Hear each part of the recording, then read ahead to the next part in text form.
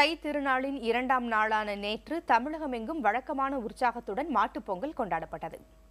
உழவுக்கு உற்ற நண்பனான மாடுகளுக்கு விவசாயிகள் நன்றி தெரிவித்து பொங்கல் விழாவை சிறப்பித்தனர்.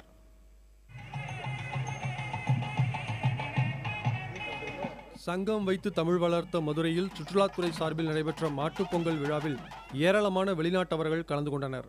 அவர்களுக்கு மாலையிட்டு ஆரத்தி எடுத்து சந்தனம் குங்கும திலகமிட்டு பாரம்பரிய நடனங்களுடன் சோழவந்தான் கிராம மக்கள் வரவேற்பு அளித்தனர்.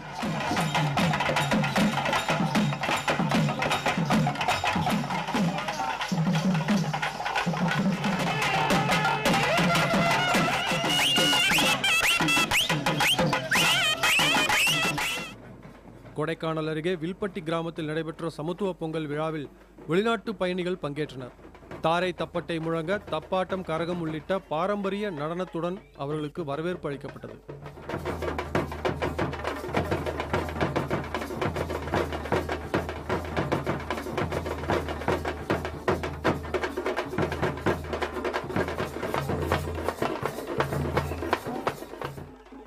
மதுரையை அடுத்த தும்பைப்பட்டியில் நூற்றாண்டுக்கு மேலாக ஒற்றுமையை பேணும் விதமாக கொண்டாடப்படும் திருவிழா வழக்கம் போல கொண்டாடப்பட்டது.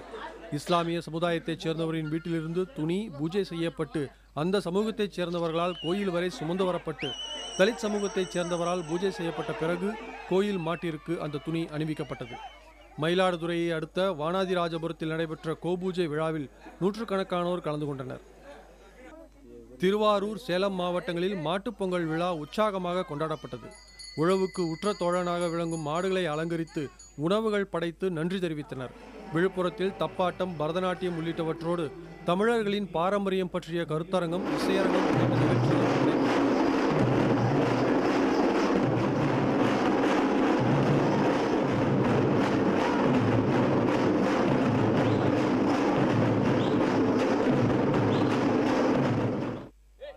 ஈரோடு மாவட்டம் வண்டியூரான் கோயில் பகுதியைச் சேர்ந்த சுமை தூக்கும் தொழிலாளர்கள் மாடுகளை காவிரி ஆற்றில் குளிப்பாட்டி கொம்புகளுக்கு வர்ணம் பூசி பூஜை செய்து மாட்டுப் பொங்கலை கொண்டாடினர்.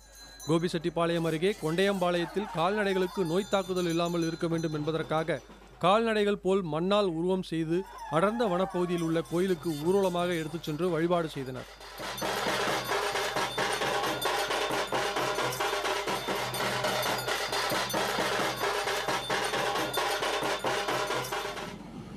விருதுநகர் மாவட்டம் சந்திரகிரிபுரம் கிராமத்தில் விவசாயிகள் மாடுகளுக்கு பதிலாக டிராக்டர்களுக்கு கரும்பு கட்டி பொங்கல் வைத்து வழிபட்டனர். திண்டுக்கல் அருகே சிறுமலையில் குதிரைகளுக்கு குதிரை பொங்கல் வைத்து மலைவாழ் மக்கள் வினோத வழிபாடு செய்தனர். இதனை சுற்றுலா பயணிகள் ஏராளமானோர் ஆர்வத்துடன் கண்டுகளித்தனர். புதிய தலைமுறைக்காக செய்தியாளர் குழு.